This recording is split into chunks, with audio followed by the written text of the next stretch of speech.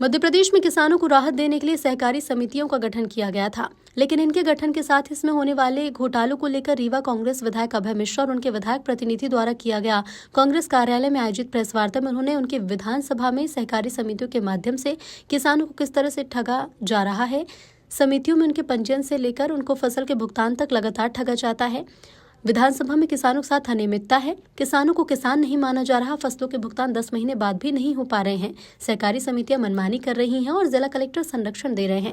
मुख्यमंत्री ने जांच के निर्देश दिए, उसके बाद भी अभी तक जांच नहीं हुई। जब मुख्यमंत्री रीवा या विधानसभा के दौरे पर आते हैं तो सरकारी समिति अधिकारी पुलिस के साथ मिलकर किसानों को बंद करवा देते हैं ताकि वो मुख्यमंत्री के सामने बात न कह पाए। समितियों के जरिए किसानों को लगातार प्रताड़ित किया जा रहा है, उनकी कोई भी सुनवाई नहीं हो रही है। अब पूरे घोटाले की सीबीआई जांच की मांग की गई है। रीवा जिले में सहकारिता विभाग के जुड़े अधिकारियों की संपत्ति की जांच की मांग भी की गई है। खेल तो यहाँ शुरू हुआ कि जो इन्होंने बताया कि 1.5% से ज्यादा जो घोटाले किए हैं या जो ब्लैक लिस्टेड हैं उनको नहीं दिया जा सकता, उपार्जन नीति का काम नहीं दिया जा सकता। हमारी कलेक्टर महोदया बार बार वो शामिल हैं, उनके कुछ टूल्स हैं। ज्ञानेन्द्र पांडे नाम का आदमी जो रीवा का लोकल है, 4-5 वर्ष से पदस्थ है, जिसके विरुद्ध 48 करोड़ रुपए वसूली के FIR का आदेश है। 48 करोड़ कौन है? जो ऐसा इन्होंने अभी बताया ना, किसान ने जो अपने वो रसीद कटाते हैं, एक दिखाइए ना रसीद, जैसे जमा कराते हैं, वो जो पैसे थोक में खा लिए जाते हैं। आपने 3-4 साल पहले सुना होगा रीवा में सैंडविच घोटाला। अब आप बताइए, ये आज के जमाने में ये तरीका है पैसा लेने का एक गरीब किसान का? ये कौन है, कहाँ चला गया, इसका कोई रता पता है?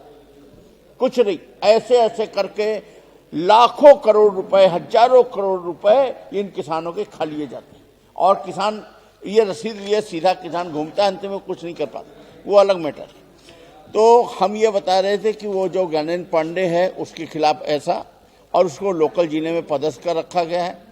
कलेक्टर महोदया का वो टूल्स है। कलेक्टर महोदया भ्रष्टाचार में इन्वॉल्व हैं।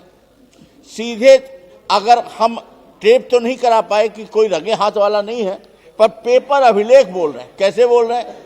जो शासन की नीति है कि 1.5% से ज्यादा होगा उसको नहीं दोगे, आप उनको बार बार दे रहे हो, बार बार दे रहे हो, उनके खिलाफ कार्रवाई नहीं कर रहे हो।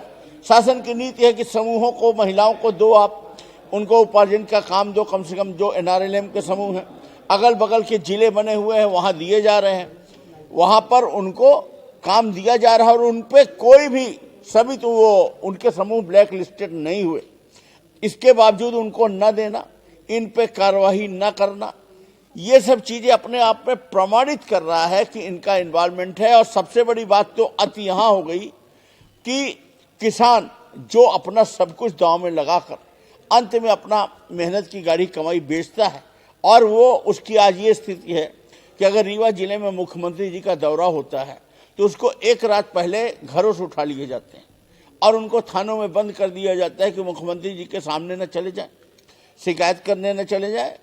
और वो ये प्रताड़ना भोग रहे हैं। वो किसान खाद के लिए लाठी खाएं, कर्ज लें, सब करें और अपना पैसा भी मांगे और ना मिले, और कलेक्टर उनको पहले समर्थन करें, किसानों को झूठा बता दिया।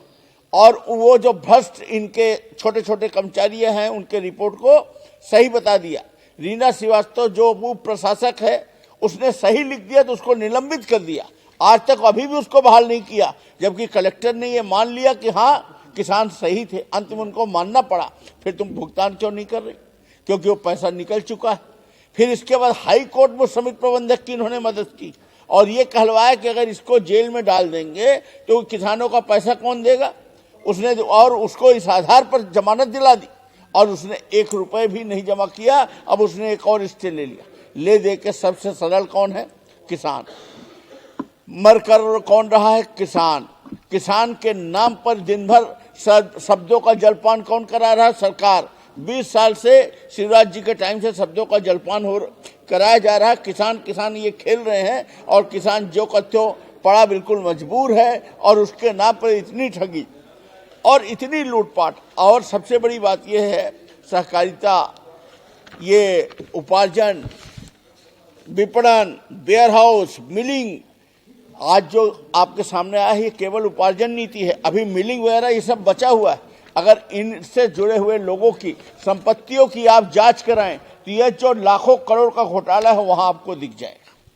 एक तरफ कर्ज ले रहे हैं और दूसरी तरफ लूट कर रहे हैं और किसान के नाम पर भ्रष्टाचार हो रहा है और अभी भी हमारे रीवा जिले के 59 किसानों का पैसा नहीं दिया गया।